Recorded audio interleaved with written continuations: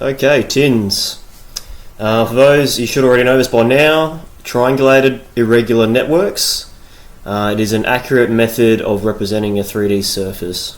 And so in this video we'll go over the creation of a tin, analysing techniques, so just ways of interpolating the tin, and nulling. So nulling meaning editing and post-processing the surface to more accurately represent what it's like in real life, because you can get some funny irregularities when creating your tin if not properly analysed and edited.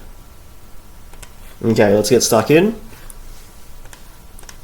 So for this example, I'm just going to go ahead and look at some interpolating and analysing techniques first, using just some mock data. So for this scenario, I'm just going to assume, or I'm just going to pretend that this surface has already been created and it's designed, and we've been given it to us, and it's the design feature survey. So we're just going to have a look at some editing techniques. No, sorry, not editing, some analysing techniques. Okay, let's get stuck into the tin toggles. So in my view menu bar, I'm going to go toggles, and then the first one we'll look at is tins, tin contours.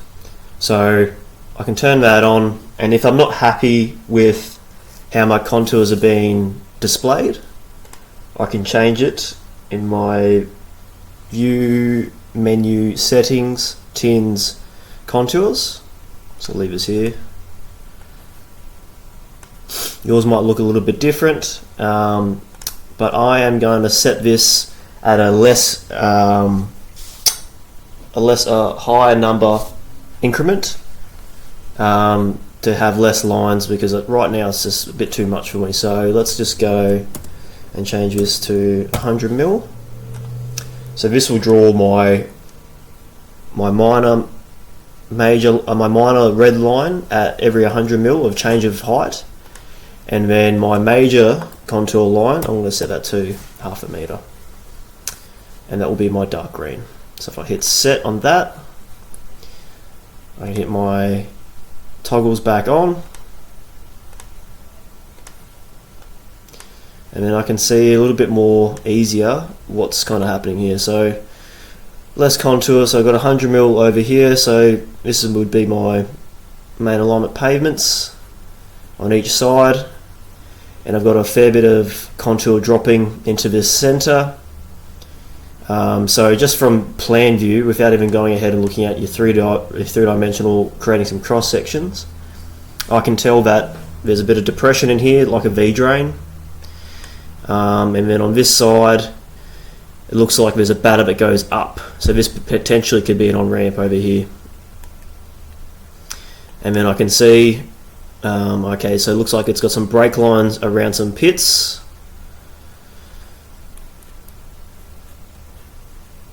and then yeah, quite a significant change in height on my curbing, where my curb is. So just even like from our plan view, we can kind of get a general idea of what's going on. Move to another analysing technique. Edges I'm not going to focus on. Flow arrows, I'm going to turn that one on. Back to toggles, flow, and I've already set this to 1 meter and a different color to cyan. So this is showing me the flow of the water, or the flow of where the surface is going. So we can tell on the, I'm assuming this is a northbound lane, we have a crossfall that goes into the southern side here, into this curbing, and then on the, let's just say this is your southbound lane, it's going into the other curbing, and looks like there's a bit of a change here. And then, okay, I can tell which way this batter is going using these flow arrows, because it's going down, so I can assume that this is the top of my batter and this is my toe. Okay, we'll move on to the next one. I'll just toggle untoggle these. contours and flow, and we'll have a look at solid. So if I turn my solid on, so this just fills in your tin essentially. So if you were like doing a volume calculation, having two tins on the page, an easier way to see where something's like cut or fill, just with a quick glance, if you overlaid your two tins, you could use your solid function. But this is probably easier to see in your three-dimensional view. And to segue into our three-dimensional view, let's load her up. And I would use this a lot just to see what's going on with the surface. So I've got my bits of data on.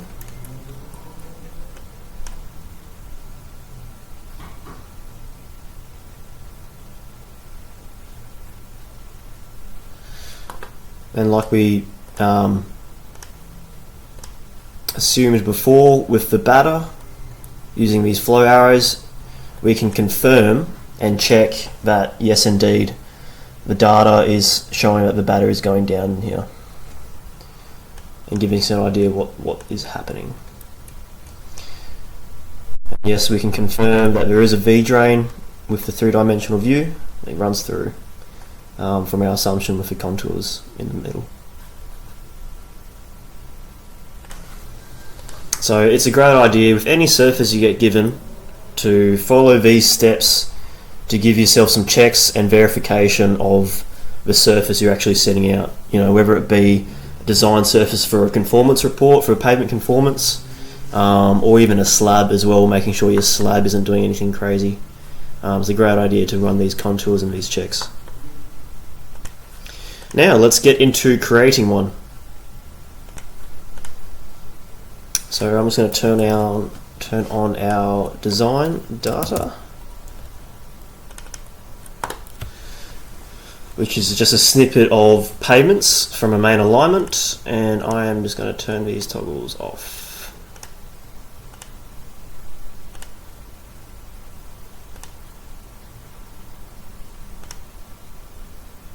And I'm going to turn this tin off.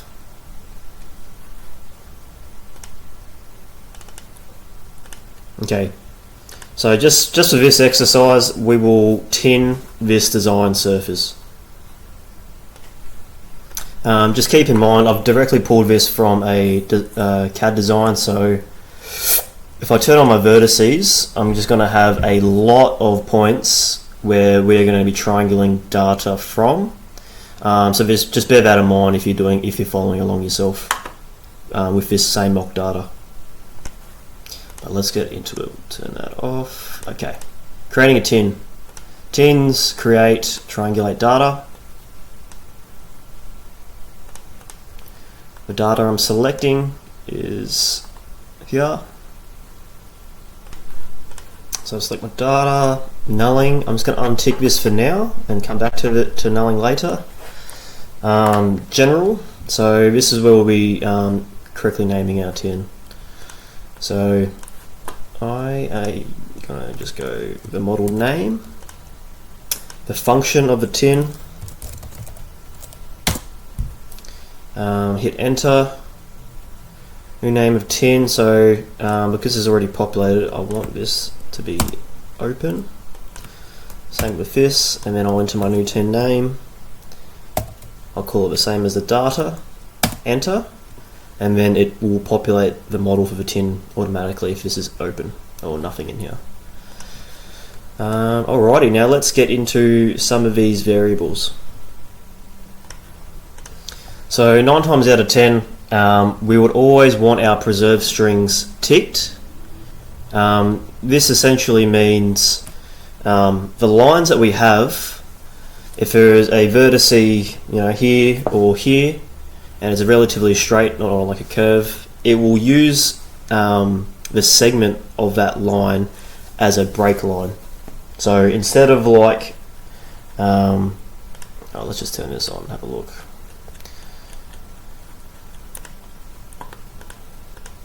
So it will create this line, it will keep this line as a break line instead of populating like a whole bunch of lines from that one point, as if you're having like a surface pickup data just points. So it will keep the segments as a break line. Moving down, weed tin. That's essentially if you're unsure of duplicate points in your data system, it will, if that is ticked, it will identify the duplicated points and stop drawing additional lines from that vertice. Cell method. For this instance, I'm going to have it ticked, as these lines are relatively uniform, even though there's a crap ton of vertices. This is just a faster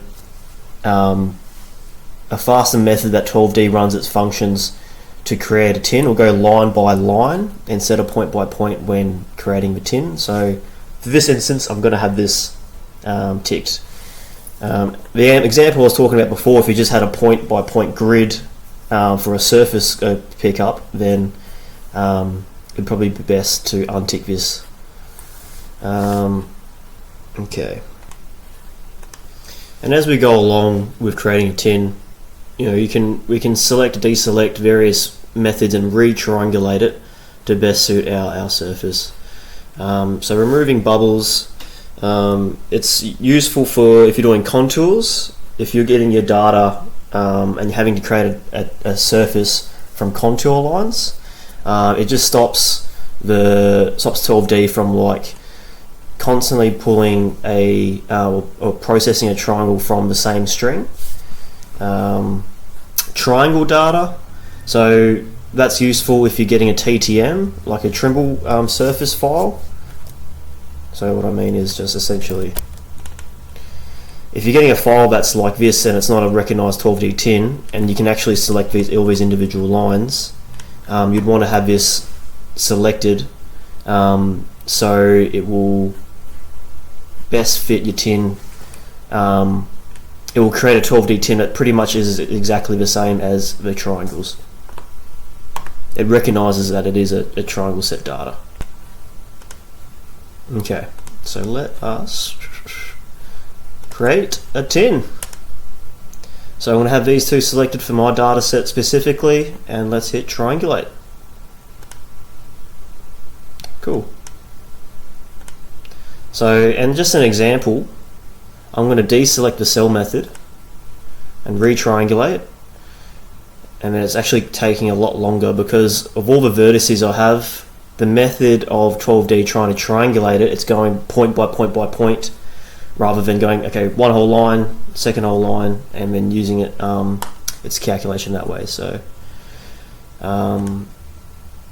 we will go back to cell method and have a look at our tin.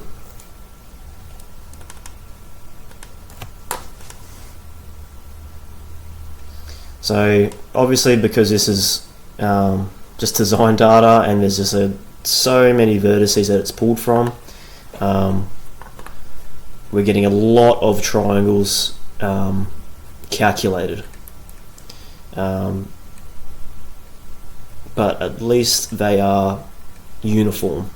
And because this is design data, this is the surface I'm just going to run with.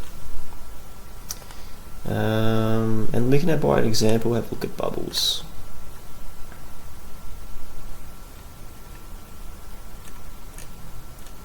Okay, and for our data set, that doesn't seem to change much. But I'm just going to untick that for now. Okay, cool. Now, what are we doing with this? Right, so I'm going to have a look at it in 3D-dimensional view first and see if this is accurately representing what I'm trying to create or what the data set is. I'll turn our east. So apologies if this is a bit too much for your computer. If you're running along using the same mock data, but okay. So we have obviously a barrier in between our two alignments, and our uniform pavement seeper side. So let's just have a look at this barrier and just a quick glance, I can already see something wrong with this. And brownie points for you if you can see it as well. But another way I want to analyze this as well is another technique called running sections. But I'm just going to go through my process of doing that now.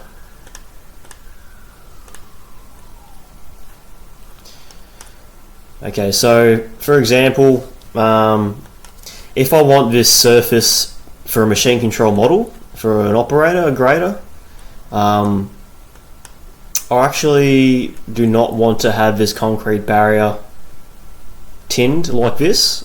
I would rather the tin to stop in the middle or go from one edge to one edge. So I'm going to do some nulling and some editing to make this tin more viable for field use. So my first point of call would be to untin some drafting elements. So what I'm going to do is I'm going to turn this one off here. In my cross-sectional view, I'm going to make just a section running through the job. Keep section on finish. And I can even have a look at my tin in this cross-section and to see where it's actually gone wrong in a more accurate setting. So in my 3D view, I spotted that the tin actually hasn't tinned correctly.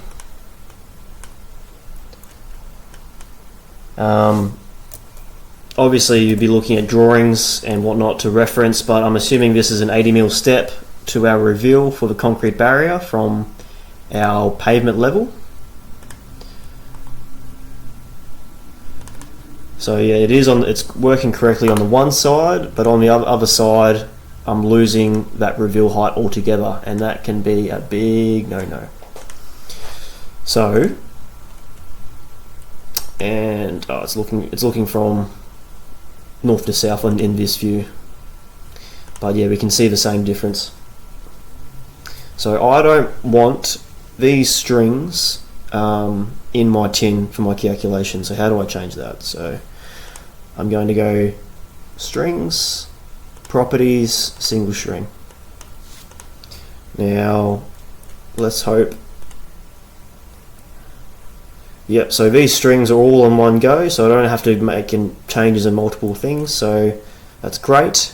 So I'm going to go ahead and untin the strings I don't want. So I don't want the top of barrier, I don't want the edge of barrier here, and I don't want the reveal as well. So, but I want to maintain this string and that string, so I'm going to change that right now.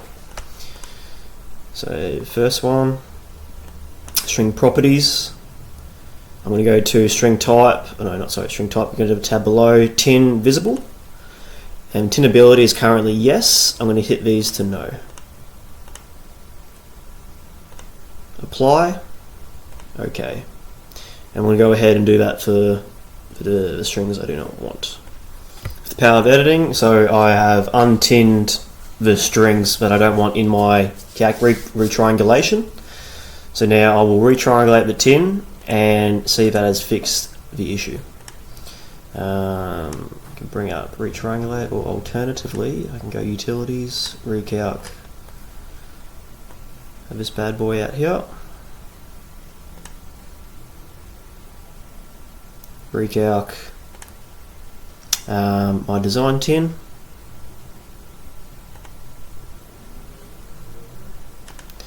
And it's recalculated that surface. So having a quick glance in my 3D view,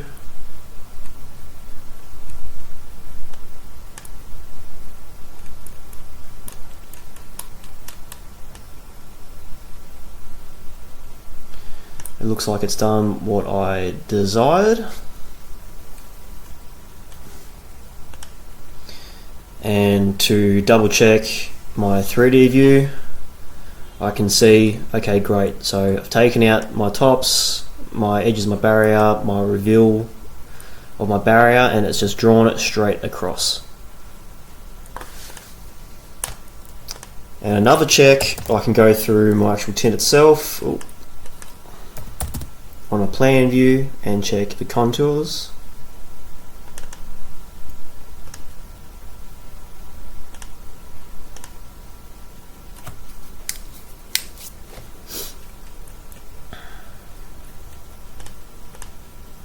Better yet, I want a bit more accurate.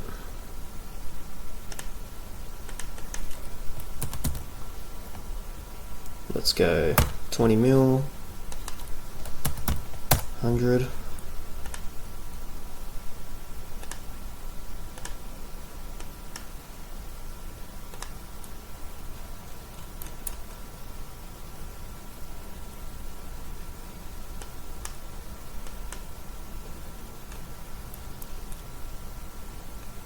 Cool. Now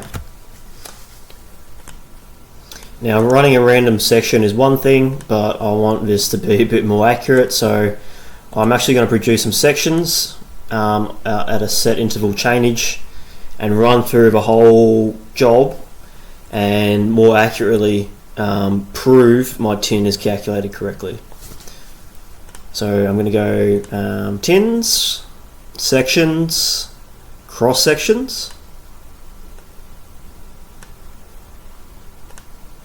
Select my design tin. My intervals, yeah, I'm happy with 10 meters. Regular chainages only, I'll tick that. Alternatively, it can run at any changes of vertices. Left cross section to length, so this is going to project a line 100 meters left or right of our alignment string that we're selecting to run this cross section through, and we're repopulating the chainages from. So 100 meters is fine. It's only going to run to the edge of the tin anyway, and this is well less than 100 meters wide. Yeah, 25 meters. Model for sections, so I'm going to write S sections 10 meter intervals along the alignment string, our design alignment string, and I will turn that on as well. Oh, they're the ones I made earlier. Where's my alignment string?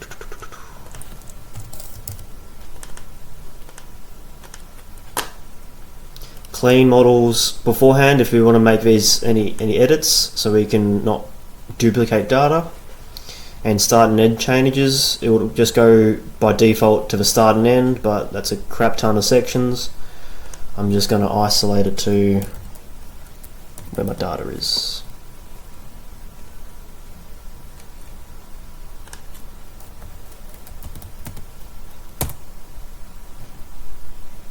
And select the alignment string, of course.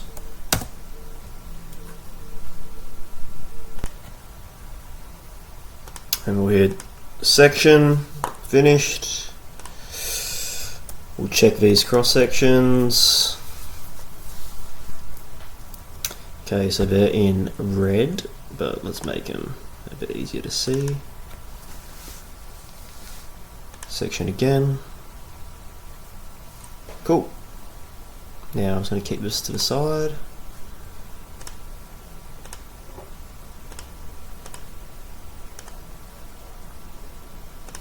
Select my profile of my sections and go through it meticulously this way. So, yep, that's done what I wanted. That looks good. Let's make this a bit bigger. Run through long at every 10 meters.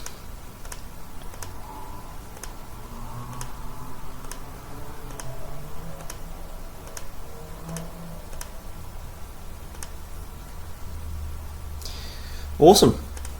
Now, so this might be a model where I've got it created for the machine control model, but I might have one different for the guys out on site and let's just say I don't want I don't want the tin to be here.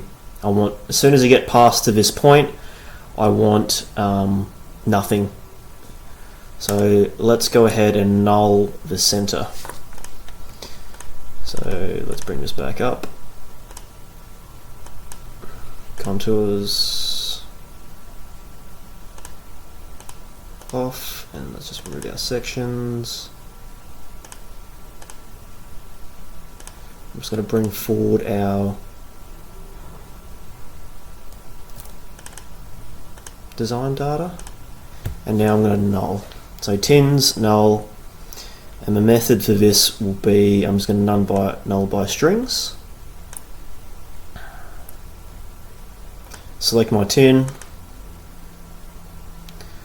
null on accept, yes, and then string. I'm actually going to right click this and draw the line itself. So whether the tin crosses my line, it's just going to be trimmed. So if I go from somewhat the center here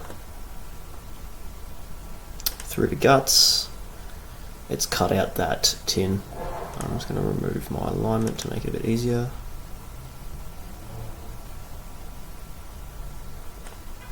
Left click. Can I go the whole way? Looks like I can. Left click again on accept.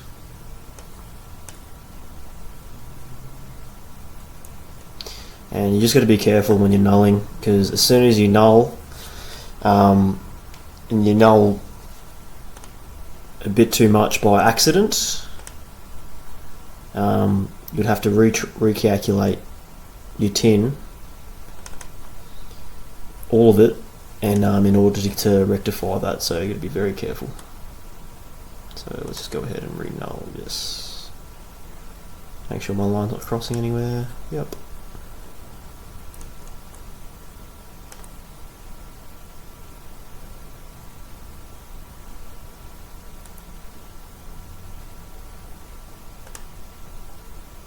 Cool. So now I have a gap in the tin. I have this solid. Just remove my design strings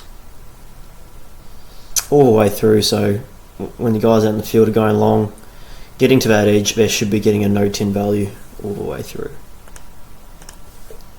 And this should, if I refresh my section, it's because that's my, then I have to redo my section as it's updating the tin. If I hit section again, it will update the cross section lines for the gap as well. Cool. Okay, bonus tip, if we're having a look at our contours and we see something funky, turn solids off, get my design strings back on, and you see here there's a bit of an inconsistent change in the alignment, in the pavement surface with these contours. And that could be, anything from like a super alignment change. If we get to that section, about here, yeah. So we can see it's quite flat here. And as a quick check, we can check these grades. So normally, for your pavements, you need at least 1% of fall. So there's obviously a change here, and this could be anything like, I don't have the data, but there could be potentially some drainage or a reason why there's a deviation in the surface. But it's also a good idea just to flag this and potentially submit it as a RFI of the design data, just in case that this might be an error in the surface itself, as a double check.